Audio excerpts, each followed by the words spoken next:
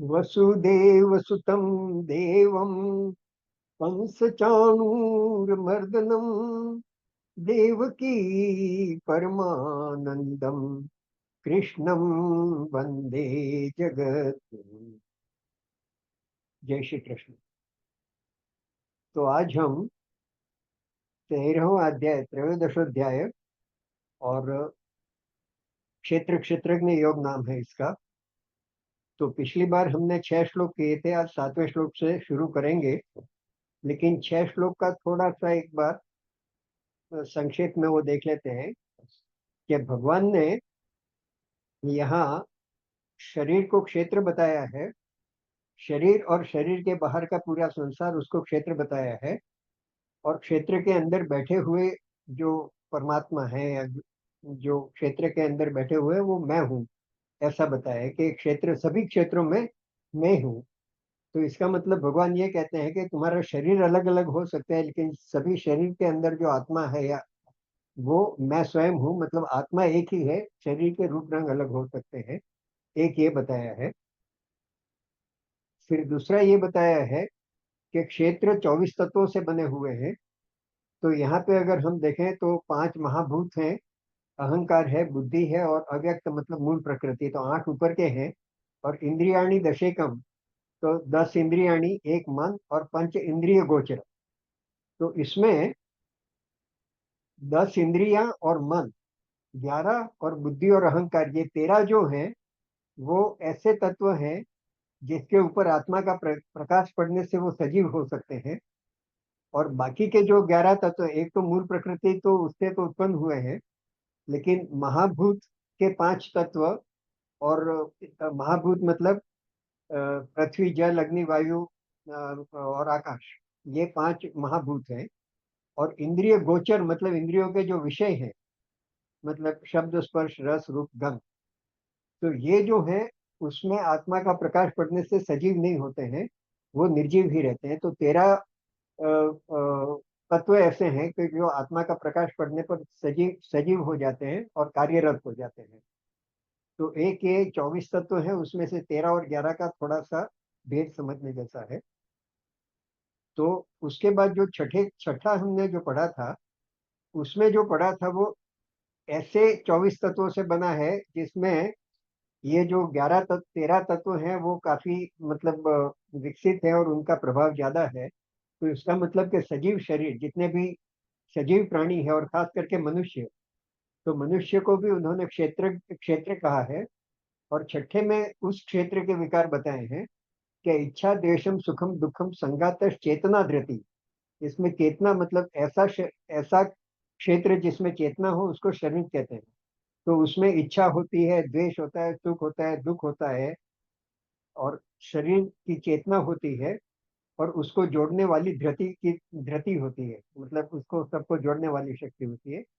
तो ये क्षेत्र का विकार है, ऐसा भगवान ने बताया था। इतना तक हमने पिछली बार देखा था।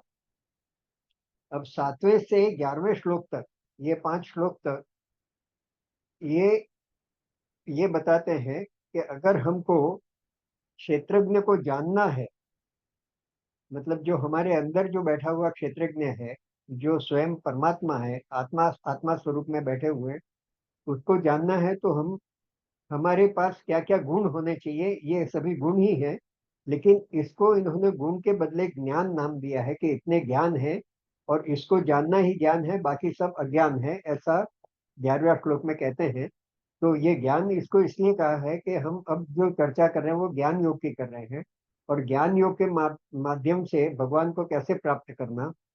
तो 7वें श्लोक से 11 श्लोक के जो ये है उसको ज्ञान कहा है। तो ये करीब 29 या ऐसे कुछ गुण बताए हैं इसमें। तो पहला है अमानित्व। तो अमानित्व मतलब कि मान अपमान की परवाह नहीं करने की, क्योंकि मान अपमान जो हमको मिलता है वो क्षेत्र से मतलब संसार से मिलता है। हम खुद अपना मान नहीं कर सकते, हम खुद अपमान नहीं कर सकते। तो यहाँ ये ज्ञान बताने का मतलब ये है कि हम क्षेत्र से दूरी कैसे करें और परमात्मा से कैसे जुड़े। अब यहाँ एक चीज देखने की बहुत इंटरेस्टिंग है कि ये जो क्षेत्र जो है, शरीर या क्षेत्र जो कहा है, वो सब जड़ है।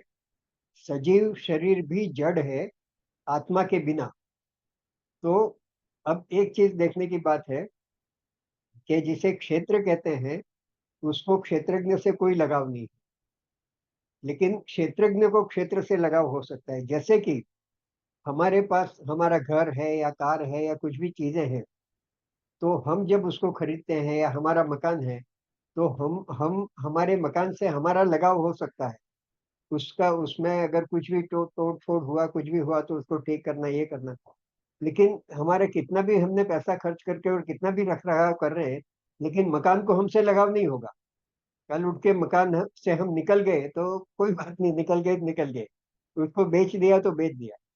तो जो जड़ चीज है उसको चेतन चीज से लगाव नहीं होता है, लेकिन जो चेतन है उसको जड़ से लगाव हो जाता है, क्योंकि वो अपना स्वामित्व समझता है ऐसा। तो यहाँ ऐसे ही है कि क्षेत्रज्ञ जो है आत्मा, वो जब बुद्धि को प्रकाशित करता है तो एक अहंकार की भावना होती है, और वो अहंकार को क्षेत्र से लगाव हो जाता है। जितनी जड़ चीजें हैं, मतलब इंद्रियों के विषय हैं, कुछ देखने का लगाव हो जाता है, संसार की चीजें, राग वैभव की चीजें, उस सब से लगाव हो जाता है। तो यहाँ इस अध्याय में ये बताया है कि हमारा ये स्वाभाविक गुण है कि चेतन का लगाव निर्जीव वस्तु से, लेकिन जो भोग विलास की चीजें उनसे हो जाएगा। उन वस्तु का तुम्हारे से कोई लगाव नहीं है, और उनका कोई लगाव नहीं है इसका मतलब वो सुख दुख नहीं दे सकती है। बाहर की चीजें को उनको आपकी कोई पड़ी नहीं है।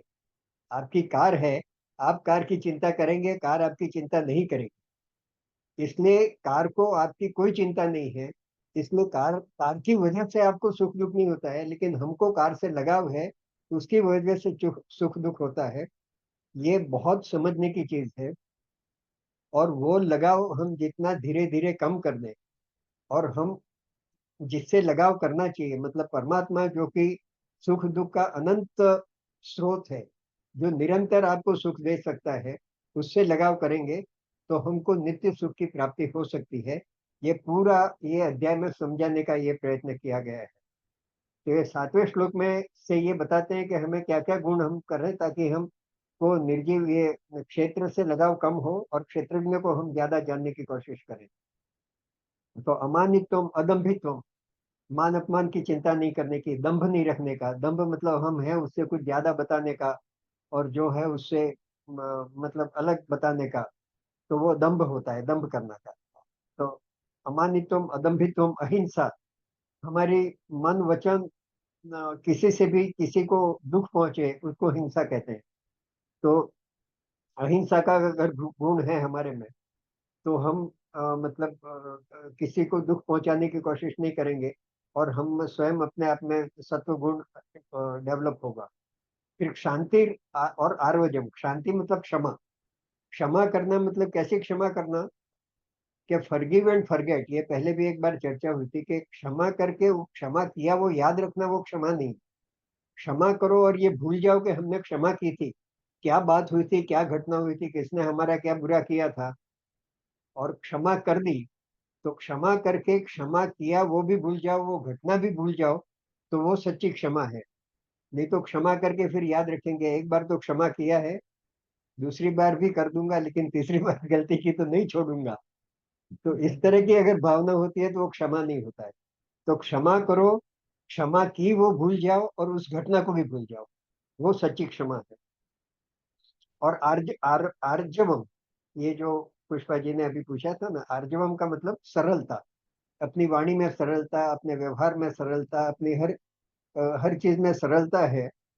तो उससे हम अपने आप में वो रहेंगे, और हम मतलब उसके प्रति, क्षेत्र के प्रति ज्यादा आसक्ति नहीं रहेगी। और सबसे बड़ी चीज जो है वो आचार्य उपासना, आचार्योपासनम, आचार्य की उपासना ज्ञान ज्ञान मार्ग में बहुत महत्व की चीज है। इसलिए जिस आचार्य से हम ज्ञान प्राप्त करने का सोच रहे हैं और उनके साथ में बैठ के वो कर रहे हैं, उनकी सेवा करना, उनकी उपासना करना, उनका उनको उनकी बराबर अ, हर तरह से उनका आदर करना और उनके पास सीखना, यह आचार्यो उपासना है। और शौचम मतलब पवित्रता। पवित्रता वो बाह्य और अंतर दोनों के, बाहर की शुचिता भी होनी चाहिए और अंदर की भी शुचिता होनी चाहिए, बाहर की पवित्रता और अंदर की पवित्रता, वो शौचम है। और स्थैर्यम और आत्म विनिग्रह। स्थैर्यम मतलब दृढ़ता, हम जिस चीज में आगे बढ़ रहे हैं उसकी दृढ़ता होनी चाहिए। और आत्म विनिग्रह का मतलब इंद्रिय, मन और शरीर के ऊपर पूरा नियंत्रण करने का ही साधना करना। जब तक वो नियंत्रण नहीं होता है तब तक हम इसमें आगे नहीं बढ़ सकते हैं। तो एक चीज यहाँ थोड़ी समझने जैसी ये है कि ब्रह्म और प्रकृति, मतलब यहाँ ये क्षेत्र क्षेत्रज्ञ ने किया है, कहीं इसको पुरुष प्रकृति भी कहेंगे, कहीं पे ब्रह्म और प्रकृति भी कहेंगे। तो ब्रह्म और प्रकृति जब अलग अलग होते हैं तो कुछ नहीं कर सकते। ब्रह्म तो अकर्ता है, मतलब वो एक ताकत है, लेकिन वो खुद कुछ नहीं, आत्मा जैसे अपने अंदर आत्मा बैठी हुई है, तो जब तक शरीर के अंग नहीं है तब तक आत्मा कुछ नहीं कर सकती है। और शरीर करने की क्षमता रखता है, लेकिन जब तक वो ताकत नहीं है, आत्मा का प्रकाश नहीं, जैसे कि ये पंखा है या बिजली, तो बिजली के बिना पंखा चल नहीं सकता है, और खाली बिजली कुछ कर नहीं सकती है। तो अगर आपको एयर कंडीशन चाहिए या पंखा चाहिए या हीटर चाहिए या कुछ भी चाहिए, तो खाली बिजली जो है वो ब्रह्म जैसा है, और बाकी जो है तो दोनों एक दूसरे के बिना कुछ नहीं। तो शरीर जो है वो जड़ है, लेकिन आत्मा को कुछ काम करने के लिए शरीर की जरूरत है, और शरीर को सजीव होने के लिए आत्मा की जरूरत है। तो ये एक चीज जानने की है। और इसलिए यहाँ पे ये बताया कि आत्म विनिग्रह मतलब, लेकिन हमें, हमको अपने आप को आत्मा समझना है, और आत्मा समझकर शरीर और इंद्रियों का मालिक बनना है। तो भगवान और मनुष्य में जो अंतर है वो ये है, नॉर्मल या साधु संतों और जो महान लोग हैं, उनका अपने मन पे, इंद्रियों पे, शरीर पे पूरा नियंत्रण होता है, और वो उससे काम लेते हैं। जबकि हम क्या है कि अपने इंद्रियों के और मन की भावना में बह जाते हैं, और मन जिस तरह से चलाता है उस तरह से चलते हैं, तो कई बार हम इंद्रियों के और मन के गुलाम हो जाते हैं।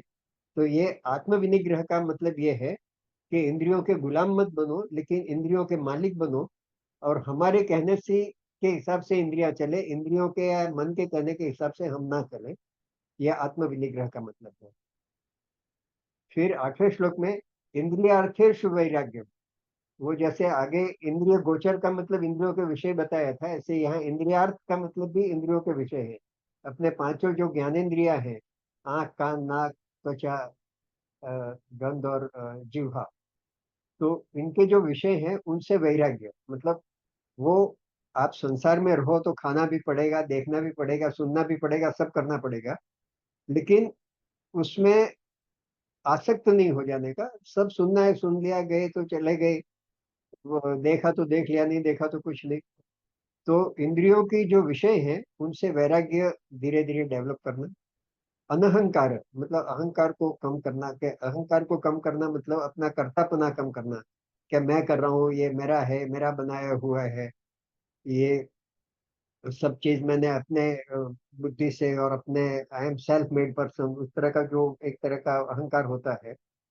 और अहंकार ऐसा भी अहंकार नहीं, इवन कृतत्व भावना के जो मैं कर रहा हूँ एक्चुअली।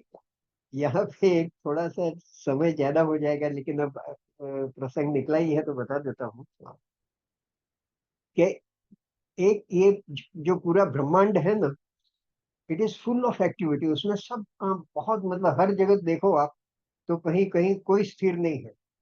अपनी पृथ्वी सूर्य का चक्कर लगा रही है, पृथ्वी अपने धुरी पे चक्कर लगा रही है, मंगल ग्रह, चंद्र ग्रह, ये ग्रह वो ग्रह सब घूम रहे हैं, कहीं तारे बन रहे हैं, कहीं तारे टूट रहे हैं, कहीं उल्का गिर रही है, दिन रात हो रहे हैं, मौसम बदल रहे हैं, वर्षा कभी हो जाती है कभी नहीं हो जाती है, फसलें उगती हैं, मतलब बीज बो दिया तो उगती हैं, अपने घर में अगर पौधे हैं तो फूल खिलते हैं। तो और सिमिलरली, और दूसरा ये है कि हम मतलब जन्म लेते हैं, बड़े होते हैं, स्कूल में जाते हैं, पढ़ते हैं, नौकरी करते हैं, कमाते हैं, घर बनाते हैं, ये करते हैं, वो करते हैं। तो ये सब एक्टिविटीज को दो भागों में बांटा जा सकता है। एक है हैपनिंग और एक है डूइंग। हैपनिंग मतलब कुछ चीजें ऐसी है कि जो हो रही, और एक चीज है कि जो हम कर रहे हैं।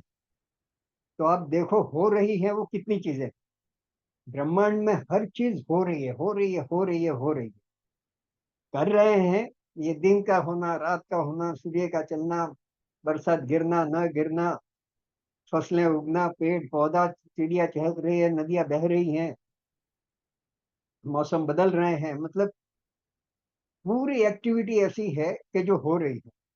और कुछ चीजें ऐसी है जो हम कर रहे हैं, अभी जैसे ये चर्चा हो रही है तो हम कर रहे हैं। ये लैपटॉप लेके बैठे, कंप्यूटर किया, जूम किया, ये किया, वो किया। तो यहाँ जो अहंकार का मतलब ये है कि हम कर रहे हैं, लेकिन हम क्या कर रहे हैं उसके अंदर भी देखो ना। तो हम मुश्किल से, हमारा जो पूरा अस्तित्व है उसमें हम खाना बनाना वो काम किया, खाना खाया वो काम किया, उसके बाद अंदर जाके जो हो रहा है वो हम नहीं कर रहे हैं, वो हो रहा है। पाचन हो रहा है, हम श्वास ले रहे हैं, रुधिर चल रहा है, हृदय धड़क रहा है, फेफड़े चल रहे हैं, किडनी चल रही है, लिवर चल रही है। It is happening, not doing.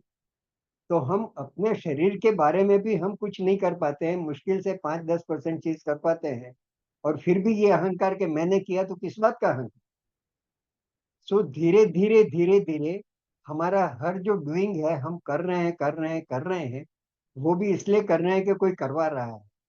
तो वो कर रहे हैं को धीरे धीरे अगर हो रहा है, ये हमसे हो रहा है या भगवान करवा रहा है, वो भावना आ जाए, तो निरहंकार आदमी हो सकता है। तो ये एक जगह मैंने कुछ पढ़ा था, मुझे याद आ गया, तो मैंने आपसे शेयर कर लिया। द इंद्रियार्थेषु वैराग्यम अहंकार एव च जन्म मृत्यु जरा व्याधि दुख दोषानुदर्शन।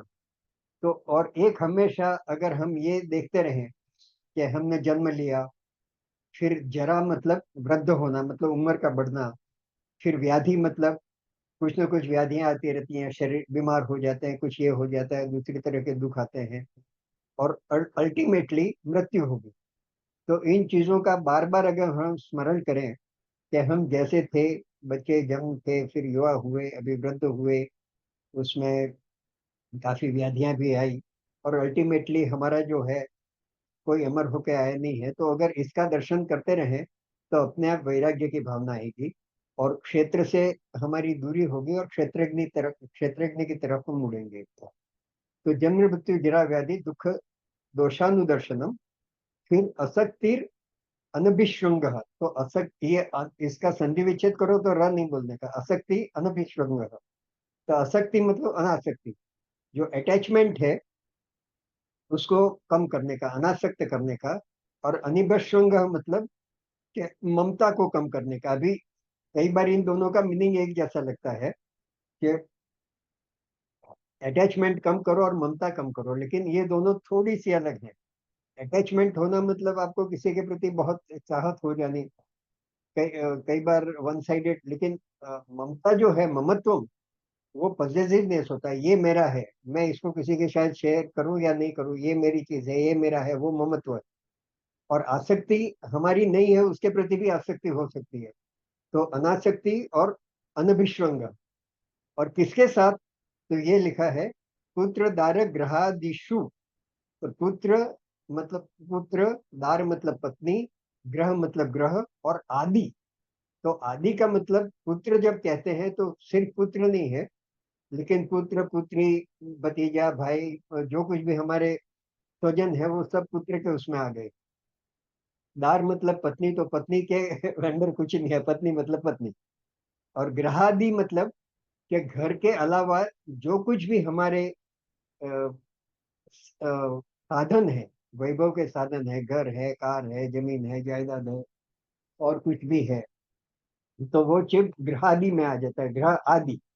तो उन सब के प्रति आसक्ति और अनभिश्व की भावना, मतलब अनासक्ति होनी चाहिए, और उसके प्रति ममता नहीं होनी चाहिए कि ये मेरी है, मेरी है, मेरी है करके। तो इस तरह से। और नित्यम च समचित्तत्वम इष्टानिष्टो पपतिषु। तो इष्ट और अनिष्ट तो हर समय आते रहेंगे, कभी इष्ट होगा, कभी अच्छा हमारे साथ होगा, कभी अनिष्ट होगा हमारे साथ।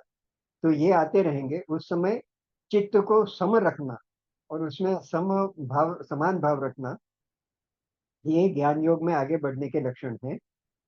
फिर उसके बाद 10वें उसमें मयि चानन्य योगे न भक्ति र व्यभिचारिणी। भक्ति, ये भी देखो र जहाँ आता है ना, कई बार में र को जब संधि करते हैं तो वो अ हो जाता है। तो भक्ति अव्यभिचारिणी, मतलब अव्यभिचारिणी भक्ति होनी चाहिए, मतलब सिर्फ एक परमात्मा के सिवा किसी को याद नहीं करने का, मेरे तो गिरधर गोपाल जैसा। तो अनन्य योग से, मेरे साथ अनन्य योग से और अव्यभिचारिणी भक्ति मेरे साथ करने की, इस तरह का गुण, मतलब दृढ़ता के साथ करने की, ये गुण धीरे धीरे हमारे में आना चाहिए।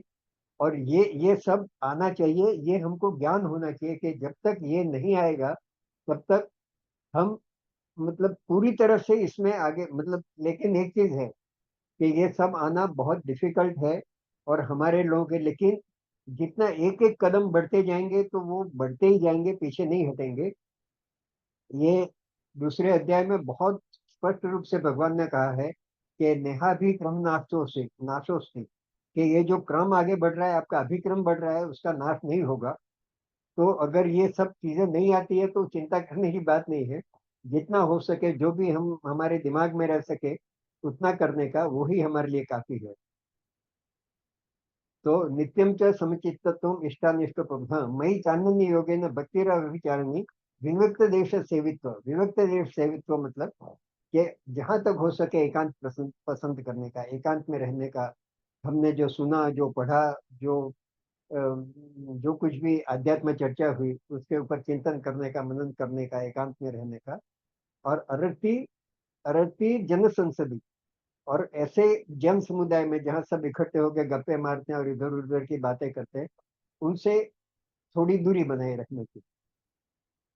तो ये बताया है, और अंत में बताया है 11वां श्लोक में कि आध्यात्म ज्ञान नित्यत्व, और नित्य मतलब जितना हो सके ज्यादा से ज्यादा समय आध्यात्म ज्ञान को प्राप्त करने में, उसकी चर्चा करने में।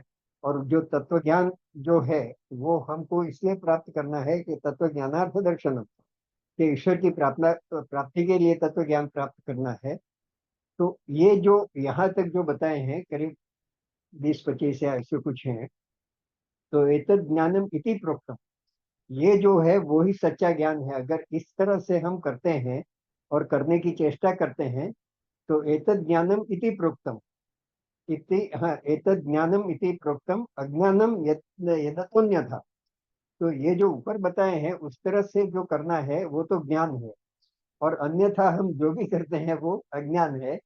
ऐसा कहकर यहाँ 11वां श्लोक में ये भगवान ने ज्ञान योग में, मतलब अ, अगर क्षेत्रज्ञ को जानना है तो हमें अपने आप को कैसे तैयार करना है, इसके बारे में ये 7वें से 11वें अध्याय तक, मतलब श्लोक तक, 5 श्लोक तक ये यहाँ पे ये बताया है। अब 12 से आगे 17 तक, 12 से 17 तक, मतलब ये भी 6 श्लोक है। तो यहाँ अभी क्षेत्रज्ञ क्या है, जिसे हम परमात्मा कहते हैं, क्षेत्रज्ञ कहते हैं, वो क्या है। और ज्ञेयम मतलब जानने जैसी चीज क्या है। जो, मतलब जानने जैसी तो दुनिया में सभी चीज है, लेकिन एक चीज ऐसी है कि जिसको जानने के बाद हमें परम आनंद का अनुभव होगा, परम शांति का अनुभव होगा, तो उसको ज्ञेय कहते हैं। बाकी हर चीज जान लो तो उससे बाकी सब कुछ मिल जाएगा, लेकिन जिसे नित्य सुख, नित्य आनंद चाहिए, वो नहीं मिलेगा। तो जिसमें ये मिलता है, जैसे गंतव्यम होता है, ऐसे ज्ञेयत्वम भी होता है या ज्ञेयम होता है। तो ज्ञेयम यत्तत् प्रोक्ष्यामि, मैं अब तुमको अल्टीमेटली जानने योग्य चीज क्या है वो मैं तुमको बताऊंगा। यद ज्ञात्वा अमृतम अश्नुते, वो जानने के बाद तुमको एक अमृत की, मतलब अमृत भाव की फीलिंग होगी, एक अनुभव होगा।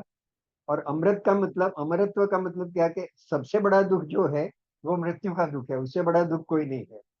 तो अमरत्व का अनुभव होने का मतलब ऐसा नहीं है कि तुम अमर हो जाओगे, लेकिन तुमको ये, अगर ये जिसके बारे में अभी मैं बता रहा हूँ जानने योग्य चीज, वो जान जाओगे तो तुमको इतना आनंद आएगा कि तुमको किसी चीज का डर नहीं रहेगा, कभी कोई दुख का, मतलब हमेशा आनंद में रहोगे, नित्य नित्य आनंद की अनुभूति करोगे।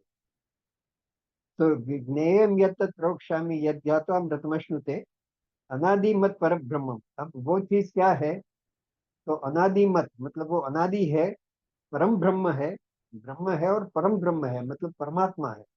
ये आत्मा क्षेत्रज्ञ तो फिर भी वो है, लेकिन ये परम ब्रह्म है।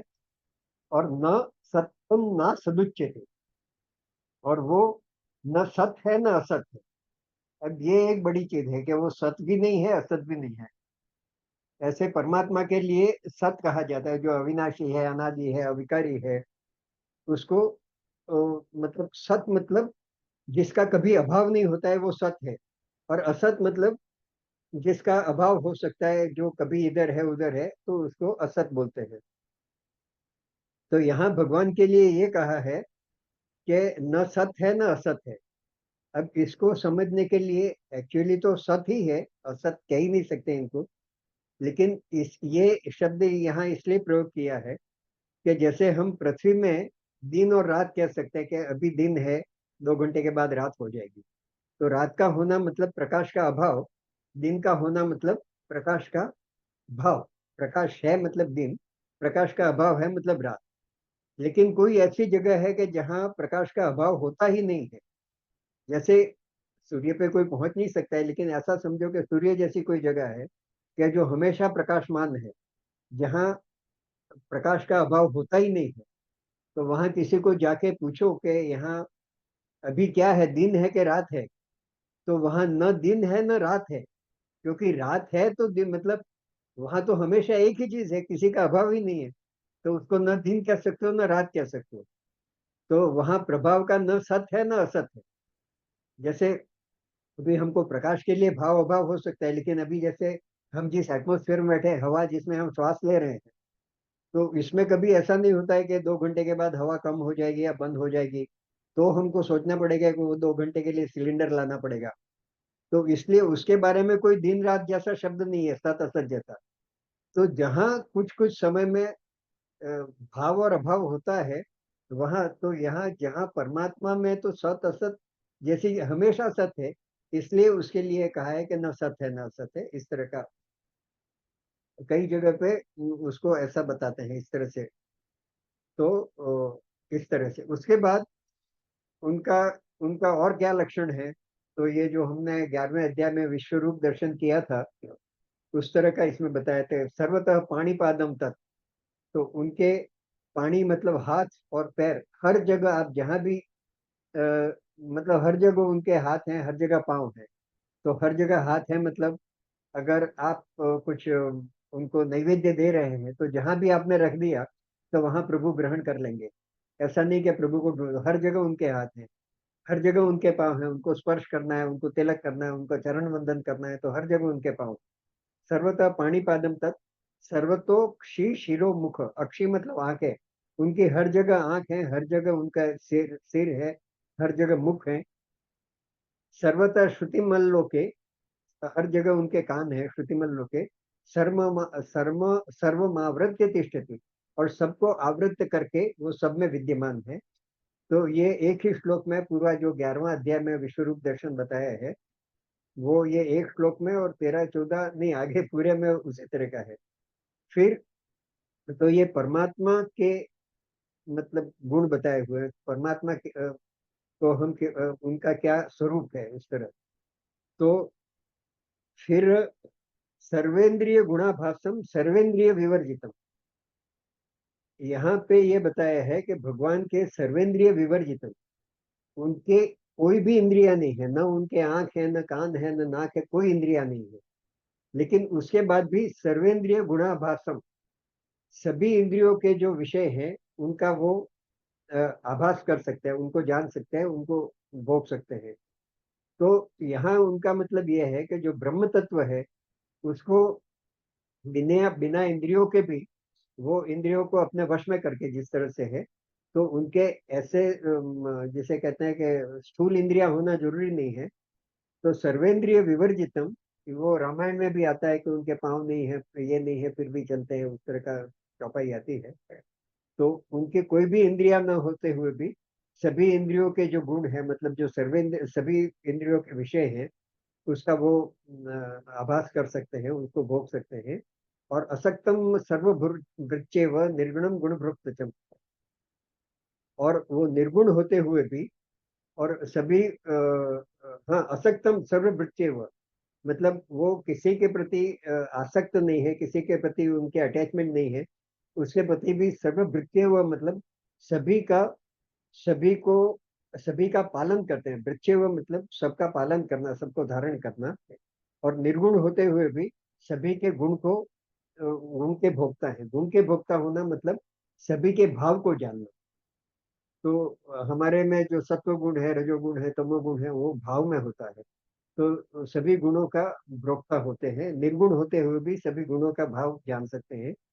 और बहिरंतश्च भूतानाम अचरम चरमेव च, अचर और चर मतलब सजीव निर्जीव पूरा सृष्टि, पूरा ब्रह्मांड। तो अचर ऐसा नहीं कि हमारे शरीर में या सजीव के, समस्त भूत जो चर अचर सजीव निर्जीव जो है, उसके बाहर भी वो है और अंदर भी वो है, मतलब सर्वत्र व्याप्त है, अंदर बाहर पूरे ब्रह्मांड में सर्वत्र सर्वत्र व्याप्त है। ये सब क्षेत्रज्ञ की परिभाषा इन श्लोकों में बताया गया है। और सूक्ष्मता, सूक्ष्मता अविज्ञेयम, सूक्ष्मत्वात् तद अविज्ञेयम, इतने सूक्ष्म है कि उनको जान नहीं सकते हैं। उनको मतलब उनको किसी तरफ से, हमारी किसी भी इंद्रियों से उनको समझ नहीं सकते, इतने सूक्ष्म है। और दूरस्थम चांतिके चतत, और बहुत दूर होते हुए भी हमारे बहुत नजदीक भी है। और अविभक्तम च भूतेषु विभक्तमिव च स्थितम भूतभृत तज्ञेय ग्रसिष्णु प्रभ विष्णु च। तो वैसे तो वो सर्वत्र व्याप्त होने के कारण अविभक्त है, मतलब वो एक ही है, उनको उनका विभाग नहीं कर सकते हैं। लेकिन फिर भी हर एक प्राणी में वो विभक्त रूप से दिखते हैं। जैसे कि आकाश है, वो अविभक्त ही है, मतलब पर पूरे आकाश को आप काट छाट नहीं सकते हो। लेकिन आपने कोई घड़ा रख दिया, कोई बर्तन, तो हर एक में आकाश तत्व जो खालीपना जो दिखता है, तो वो हर एक में, या पानी है जैसे जलाशय है, उसमें हर एक अलग अलग लोटे में पानी भर दिया तो वो विभक्त दिखेगा, अंदर डाल दिया तो अविभक्त है। तो अविभक्त होते हुए भी हर एक प्राणी में वो विभक्त रूप से भी स्थित है। और वो, और भूत भृत मतलब विष्णु, भूत भृत जो है ना, विष्णु सहस्त्र नाम में भी इनका आता है। तो भूत भृत, भर्त मतलब के विष्णु रूप में वो सबका पालन करते हैं। तजज्ञेयम ग्रसिष्णु प्रभु विष्णु च, और ग्रसिष्णु मतलब रुद्र रूप में संहार करते हैं। और प्रभु विष्णु च मतलब ब्रह्मा रूप में वो सबका सबको उत्पन्न करते हैं। ऐसा 16वें श्लोक में बताया है। आज तो मेरे ख्याल से अभी 2 मिनट और ले लेता हूँ मैं। ज्योतिषामपि तज्ज्योति तमस्स परमुच्यते, वो ज्योति की भी ज्योति है, इतने प्रकाशमान है। और तमस से पर है, मतलब अंधकार से और अज्ञान से वो पर है, उससे मतलब उनके आसपास तमस नहीं है, वो ज्योति, ज्योतियों की भी ज्योति है, ऐसा कहा गया है।